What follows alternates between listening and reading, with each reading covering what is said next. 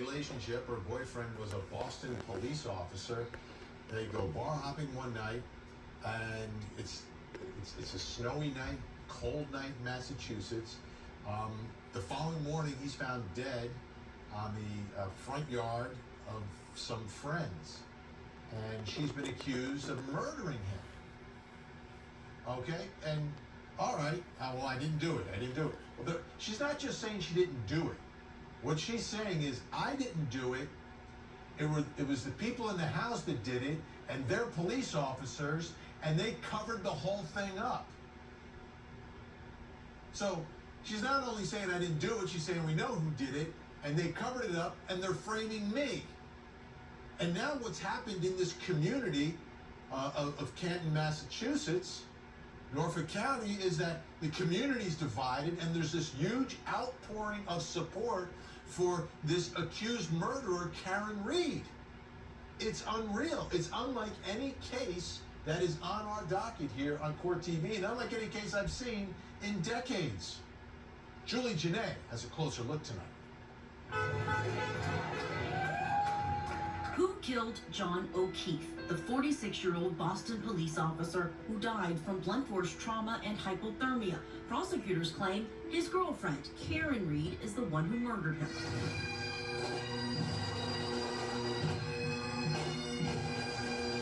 January 28, 2022, in Canton, Massachusetts, prosecutors say Reed and O'Keefe went out drinking. Later, they pulled up to the home of Brian Albert, a police officer they were acquainted with who had invited them over. Prosecutors say the couple argued, and when O'Keefe got out, Reed backed her car into him and allegedly left him unconscious to die out in the snow in front of Albert's home. Police say they discovered pieces of broken taillight at the scene. And according to the state, Reed allegedly told a first responder, quote, "I hit him." Reed is charged with second-degree murder, vehicular manslaughter while impaired, and leaving the scene of an accident. She denies the allegations and sat down with ABC News' Nightline. I did not kill John O'Keefe. I've never harmed a hair on John O'Keefe's head. I would call him the patron saint of Canton. He was just very selfless, frugal, and I think you'd be hard-pressed to find anyone that didn't care for John. Reed says they pulled up to Albert's home and she asked O'Keefe to check and see if they were really invited. She claims she watched him go to the door, but he never came back to the car, and he didn't answer the phone. She said she went home and fell asleep, and she claims she never heard from him again. In the early morning, she says she went out to search for him and found O'Keefe at 6 a.m. lying in the snow in front of the home where she'd left him. He had this set of wounds on his right arm. And the Commonwealth looks at these wounds and says, nothing to see here. This is just a road rash. Reed's defense attorneys have an alternate theory. They say O'Keefe was beaten up in the basement of Albert's home, attacked by Albert's dog, and then dumped outside. Why would Brian Albert rip it up the floor of his basement months after John O'Keefe was killed? So is this a cover-up, and if so, who's leading the cover-up? Well, certainly the Massachusetts State Police is involved. There are people that were in that house that are involved. Reed is represented by two high-profile attorneys. Their evidence includes a Google search done on the phone of Albert's sister-in-law, a search for how long to die in cold at 2:27 a.m. But the state says the defense's analysis of that cell phone is flawed, and in a rare public statement of its kind, the district attorney reprimanded the defense for spreading what they say are lies about innocent people. Conspiracy theories are not evidence. The idea that multiple police department, EMTs, fire personnel, the medical examiner, and prosecuting agencies are joined in or taken in by a vast conspiracy should be seen for what it is. Completely contrary to the evidence and a desperate attempt to reassign guilt. The Karen Reed case has spilled outside the courtroom and into the streets of Canton. Residents have leveled allegations of corruption in their law enforcement agencies and protested in support of Reed. Despite public opinion, it's up to a jury to decide if this case is one of a police conspiracy or a lover's quarrel turned deadly. You don't see members of the public coming out before the trial even starts and protesting in favor of and supporting an accused cop killer. That just doesn't happen. I've never seen it before.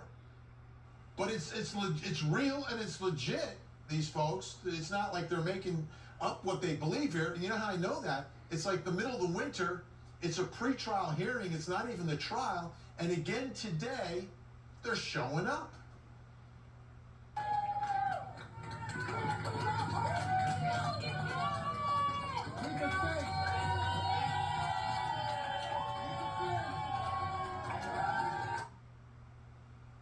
Unbelievable. We have some more images here, courtesy of our, thanks to Nick Rocco for helping us out here. But there they are. It doesn't matter how cold it is. They've been there time after time, hearing after hearing, supporting an accused cop killer, right? Her boyfriend was a Boston police officer. But again, they believe, the protesters, as is Karen Reed and her attorneys, that she's being set up here by the police. So they're back in court today. Trial is coming up March 12th. You see it right down there. But it looks like the one thing both sides may agree on is that they want this thing delayed. Take a listen. Judge, this is Commonwealth versus Karen Reed, 22117. Can I have counsel identify themselves, starting with the Commonwealth? Adam Lally for the Commonwealth. Good afternoon. Good afternoon, Mr. Lally. Good afternoon, Your Honor. Laura McLaughlin for the Commonwealth. Good afternoon, Ms. McLaughlin. Good afternoon, Your Honor. David Dianetti for Karen Reed, who is present with me at counsel table. My co-counsel are participating by Zoom.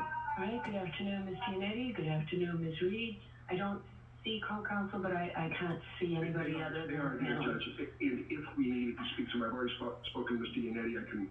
All right, so good afternoon, Mr. Jackson. Good afternoon, Ms. Little. All right, so I'm in receipt of the joint motion to continue the motion hearing date, cancel the final pretrial conference date, and convert the trial date to a motion hearing date. So I just want to start off with, I think it's premature to continue the trial date today.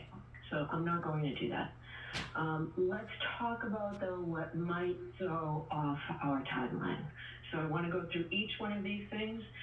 The first one, I know that you're concerned about getting information from the U.S. Attorney's Office. I do appreciate that you put right in your motion that no timeline was explicitly given for the completion of the process and therefore the production of information. But the U.S. Attorney was cognizant of the trial date scheduled for the case at bar and desired to provide enough lead time for the parties to assimilate the new information, leading counsel to believe that the information would be forthcoming in early February. What do you want to say about that, Mr. Yannetti? What do we have? So we actually have an update, Your Honor. At 8:28 p.m. last night, the parties received an email from the U.S. Attorney's Office stating the following regarding the procedure going forward. First, this is a quote. First, as soon as we hear back from the DA's office regarding the latest edits to the protective order, we will file our motion in federal court. We will then be in a position to make our disclosures immediately upon, number one, the federal judge's endorsement of the protective order, and number two, execution by the parties of the acknowledgement form on the protective order. Second, we expect that this could happen as soon as tomorrow. Now, this is an email that we're receiving last night. Right, you said that. But he said in parentheses, again, assuming a quick turnaround of the protective order and acknowledgement forms on your part, speaking to the parties. In any event, and barring something unforeseen, we would characterize the disclosures as happening within a matter of days. Okay, great. Mr. Lally, I know you're on trial, but have you been able to hold up your end of this yet, or when will you be able to? I anticipate being able to respond in regard to there was some language as far as the protective order that the Commonwealth was concerned about, given its obligations for a public records request, as well as some issues in regard to when the finality of the proceedings may be defined. But I think those are easily resolvable issues. So I anticipate we should be able to hopefully do that this afternoon. Okay. All right, let's have it done no later than tomorrow afternoon. Sure. Okay, couple takeaways here. Number one, it really looks like this judge wants to march forward with the March 12th trial date, right? Even though both sides are saying, hey, can we delay this? Just, no, that's premature.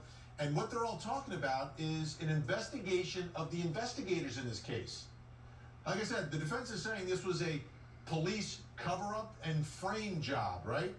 The U.S. attorney, the feds have come in and are investigating the investigators, and the folks leading that investigation say they're going to reveal some of the results of their investigation to the prosecutor and the defense attorney in Karen Reed's case. Are you following that? So the people who investigated Karen Reed and charged her are being investigated by the feds. And the results of the federal investigation will be released to the DA and to the defense. Wow. Let's bring in our think tank. Joining us tonight in Phoenix, Arizona, criminal defense attorney, the attorney who represented Jodi Arias, hates her more than you, Kirk Nermy. In Atlanta, Georgia, criminal defense attorney Eckler Mercy, and also with us in Los Angeles, California, Deputy Public Defender for LA County, Philip Dubé is with us. Great to see everyone tonight. Kirk, I've never seen this before. It's a federal investigation of the state investigators who investigated and ended up charging Karen Reed with murder. The results of their investigation of the investigators will be revealed to the prosecution and Karen Reed and her defense team. What are your thoughts about that? What a wild story. And, I know the judge was hesitant at this point to back up the trial date, but I'm wondering what kind of can of worms this is going to open, because how rare is it to have a case, as you mentioned, where the investigators are being investigated? That cannot be good for the Commonwealth of Massachusetts and their attorney. So we could possibly see motion to disqualify those attorneys. We could see motions related to taking depositions of other people that were involved in this investigation. What initiated this investigation? I mean, these documents presumably are going to open more questions that will provide answers. This and the possibility of DNA coming up means I'm thinking we're probably going to have to wait till March 12th before this trial hits the airwaves of Court TV. Eckler Mercy,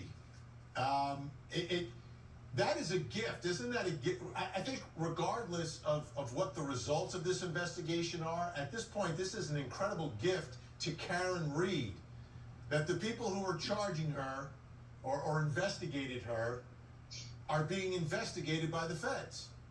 Yeah, I don't think it's a gift. I think that with regards to the feds, they had trustworthy facts that a crime had been committed, and the fact that they're investigating means that they had enough to get to that point. We had enough for probable cause, and that really just throws a ding in the prosecution's investigation, because all the evidence is by these investigators that apparently, if there's enough probable cause for an investigation, means that there's enough. So there's issues with Brady material, meaning that, hey, did the prosecution or did the investigator keep some information that would be helpful to Ms. Reed?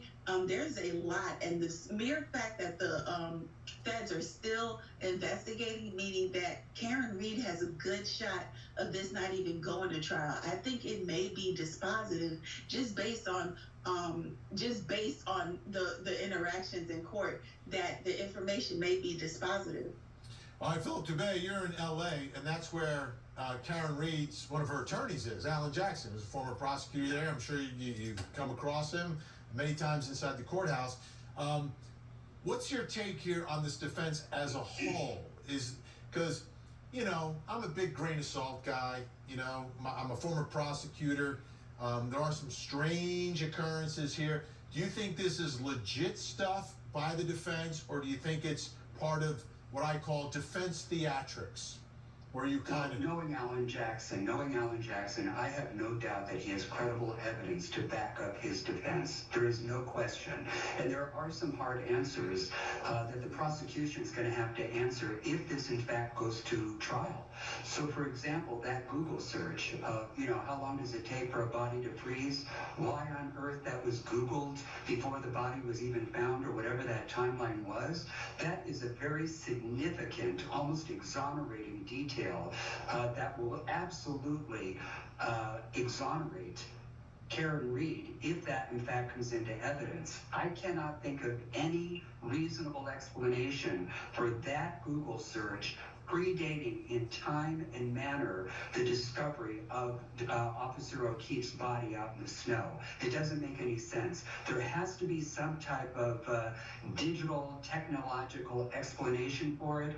Otherwise, it's going to look like the people in the house had their way with him, slid the body outside and left him there, and then tried to pin it on somebody who may have come into contact with him at the time that he was dropped off at the party or sometime after his body was dragged outside. So I actually think it's pretty brilliant. Now, as for the federal thing, and I'll be brief, Karen Reed needs to be careful what she wishes for, because the federal investigation could also clear local police. Just because they're investigating doesn't mean that more charges will be brought or that they're going to come in and try to put that entire local police department into a receivership and assume jurisdiction over them. It could come out of the wash that they did nothing wrong and they can go forward with their prosecution. And then what? Now the prosecution can call the feds to the stand and double down on their assertions of the strength of the evidence. So they need to be careful too. So, Kirk, if the opposite happens, though, Kirk, and there is something that the feds find that went wrong with this investigation, as witness after witness takes the stand for the prosecution against Karen Reed, you can use all that material to attack their credibility, attack their investigation. If, and again, as Philip Dubé says, this is a big if they do find something wrong with this investigation. Yeah, I would disagree with Philip. I don't think it could be used to bolster the state's case. They're not after the fact witnesses or to vouch for the credibility for the state. I think this can only help Karen Reed.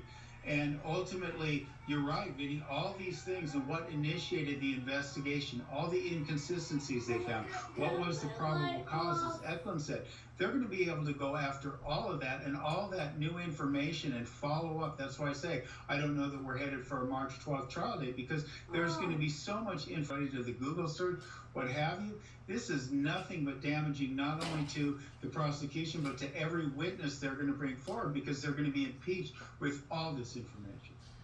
And obviously, we will stay on top of every development in this story as it marches on up in Massachusetts. All right, Kirk Nervy, Eklund Mercy, Philip Dubé with us the whole hour.